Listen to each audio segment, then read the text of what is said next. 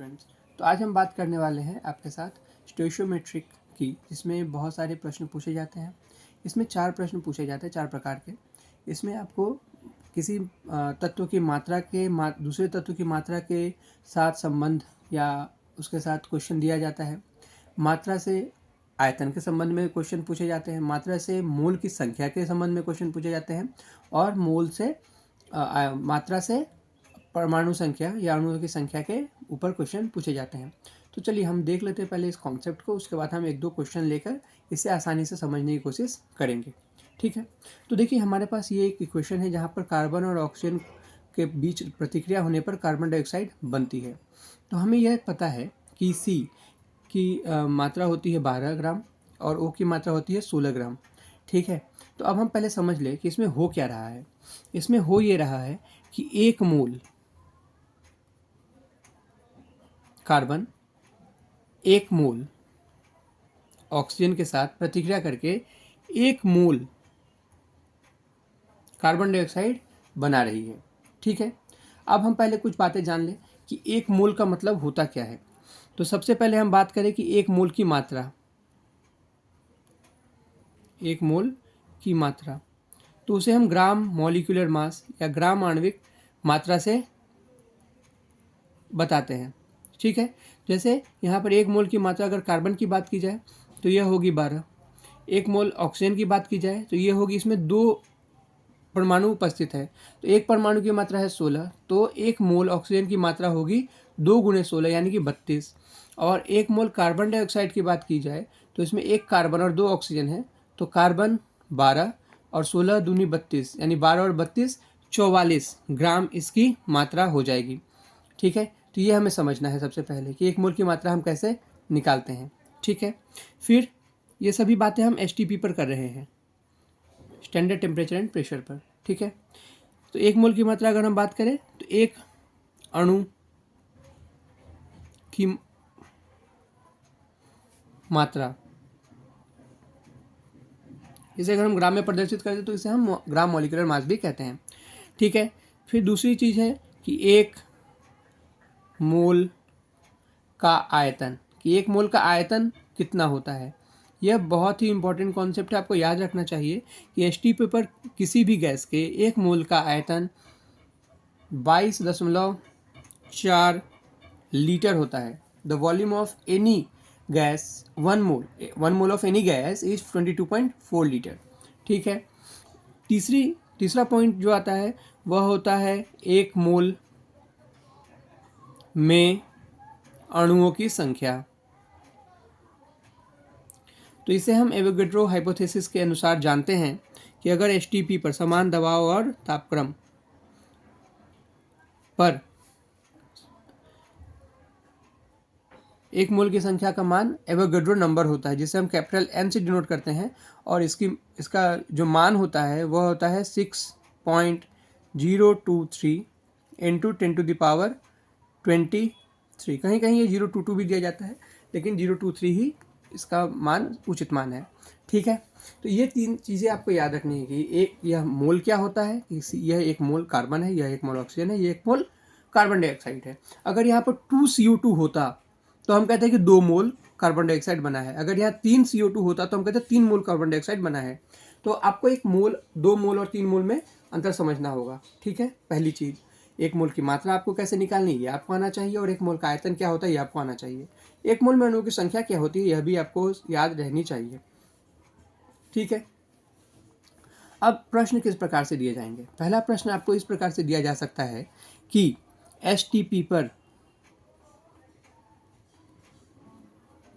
22 gram carbon dioxide बनाने के लिए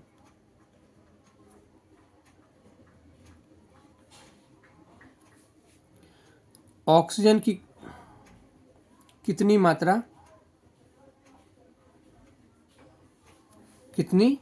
मात्रा लगेगी।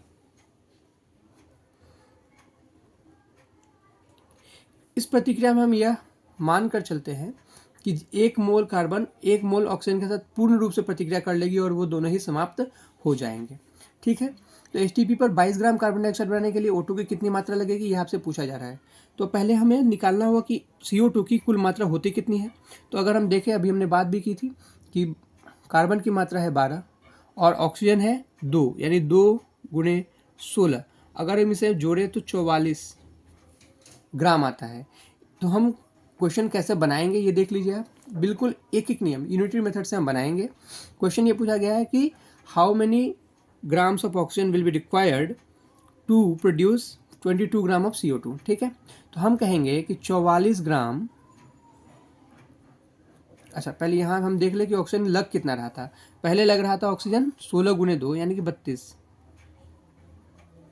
तो 44 ग्राम CO2 बनाने के लिए 32 ग्राम ऑक्सीजन लग रहा था। तो 22 ग्राम बनाने के लिए कितनी ऑक्सीजन की मात्रा लगेगी, यही पूछा जा रहा है। तो 44 ग्राम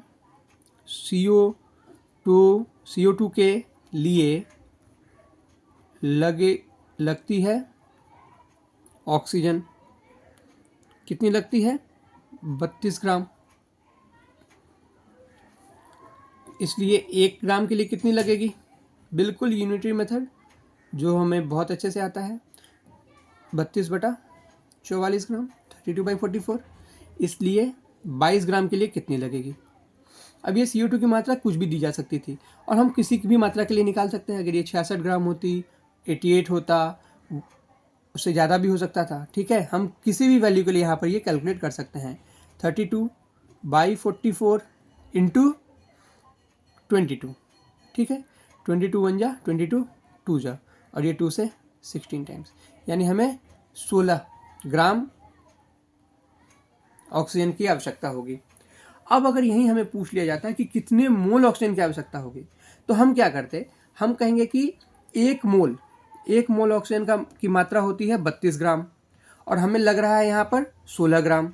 तो हमें निकालना ये है कि 16 ग्राम में ऑक्सीजन के कितने मोल होंगे। तो 32 ग्राम में होते हैं 1 मोल, 1 ग्राम में होगा 1/32 मोल, और 16 ग्राम में होगा 1/32 गुणे 16 मोल। ठीक है, इस प्रकार से हमें क्वेश्चंस को घुमाकर दिया जा सकता है। इसी प्रकार यह भी पूछा जा सकता था। चलिए एक और क्वेश्चन ले लेते हैं, तब समझ में और अच्छे से आएगा। चलिए इस क्वेश्चन को देख लेते हैं। तो 3 मोल O2 के साथ प्रतिक्रिया होने पर प्राप्त CO2 की मात्रा कितनी होगी। यानी कि हमारा जो रिएक्शन था C + O2 बराबर CO2, इसमें यह 1 मोल, यह भी 1 मोल और यह भी 1 मोल था।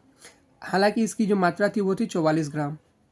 ठीक है, तो हम कहेंगे कि 1 मोल से बनता है CO2। अगर ऑक्सीजन के 1 मोल के साथ प्रतिक्रिया होती तो कितना ग्राम CO2 प्रोड्यूस होता या उत्पन्न होता, 44 ग्राम। तो अगर यह 3 मोल हो जाए तो ये कितना हो जाएगा, यह बिल्कुल 44 गुणे 3 हो जाएगा। तो अगर हम गुना कर दें तो आ जाएगा 4 या 12 के 2 हासिल 1 और 3 चौक 12 1 13, 132 ग्राम। ठीक है, इस प्रकार से भी क्वेश्चन दिए जा सकते हैं। चलिए एक और एग्जांपल दिखा देता हूँ आपको। चलिए देख लेते हैं कि अब क्वेश्चन क्या है। 54 ग्राम कार्बन के प्रतिक्रिया करने पर उत्पन्न CO2 का आयतन कितना होगा। What will be the volume of CO2 produced if reaction occurs with 54 gram of carbon. तो देखिए अभी तक हमारे पास जो कार्बन जिससे हम प्रतिक्रिया करवा रहे थे उसकी मात्रा कितनी थी, उसकी मात्रा थी 12 ग्राम। ठीक है, और 12 ग्राम के लिए जो आयतन CO2 का बनता वह कितना बनता, हमने देखा था कि 1 मोल, क्योंकि अभी तक 1 मोल बन रहा था कार्बन डाइऑक्साइड, और 1 मोल का आयतन होता है 22.4 लीटर। ठीक है, तो 12 ग्राम के लिए कितना कार्बन डाइऑक्साइड प्रोड्यूस होता, उत्पन्न होता, 22.4 लीटर। तो हम कहेंगे कि 12 ग्राम कार्बन से 12 ग्राम कार्बन से